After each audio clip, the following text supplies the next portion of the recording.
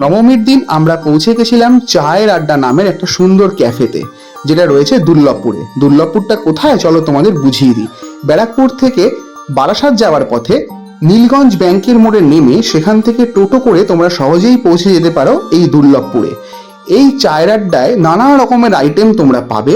তার মধ্যে আমরা অর্ডার করে দিয়েছিলাম chilli chicken, milkshake with butterscotch ice cream এবং গরম গরম 1 কাপ চা। প্রত্যেকটা আইটেম দারুণ লেগেছে। চিলি চিকেনটা পার্সোনালি আমার অসাধারণ লেগেছে, আর সাথে গরম গরম চা, জানি না কম্বিনেশনটা কেমন তোমাদের লাগবে, আমার কিন্তু বেশ ভালো লেগেছে। আর মিল্কশেকটার তো কোনো কথাই হবে না, দারুণ খেতে। আমরা খাবার আইটেমগুলো শেষ করে ঘুরে দেখছিলাম গোটা চায়ের আড্ডার চত্বরটা। অনেকটা জায়গা জুড়ে কিন্তু এখানে রয়েছে ওরা, যেমন দেখো কত সুন্দর সুন্দর সমস্ত টেন্ট এবং কটেজের মতো করে ওরা টেবিল সাজিয়ে বসে রয়েছে। এবং অনেক ক্ষেত্রে অনেক অনুষ্ঠানে তোমরা এখানে অর্গানাইজ করতে পারবে। 10 থেকে 300 জন পর্যন্ত যে কোনো অনুষ্ঠানের জন্য তোমরা এই জায়গাটাকে বুক করতে পারো। ফোন নাম্বারটাও তোমাদেরকে আমি দিয়ে দিয়েছি।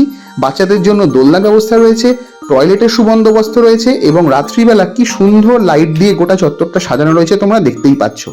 এরপর তোমরা দেখে নাও প্রত্যেকটা আইটেমের দাম। আমি তোমাদের সামনে মেনু কার্ডটা তুলে ধরছি। চা, কফি, স্যান্ডউইচ, সিঙ্গাড়া, আইসক্রিম, কোল্ড কফি ছাড়াও যত রকমের স্ন্যাক্স আইটেম সন্ধেবেলা তোমরা পাবে, আশা করি প্রত্যেকটা আইটেম অসাধারণ।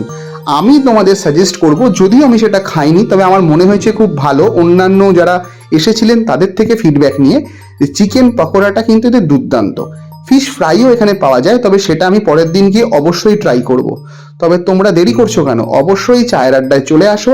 একটা সন্ধেবেলা তোমার প্রিয়জনদের সাথে নিয়ে এই সুন্দর একটা ক্যাফেতে খেয়ে যাও। এবং যারা যারা অলরেডি এই চায়ের আড্ডায় ঘুরে গেছো, অবশ্যই কমেন্ট বক্সে জানিও তোমাদের কেমন লেগেছে। টাটা, দেখা হচ্ছে পরের ভিডিওতে।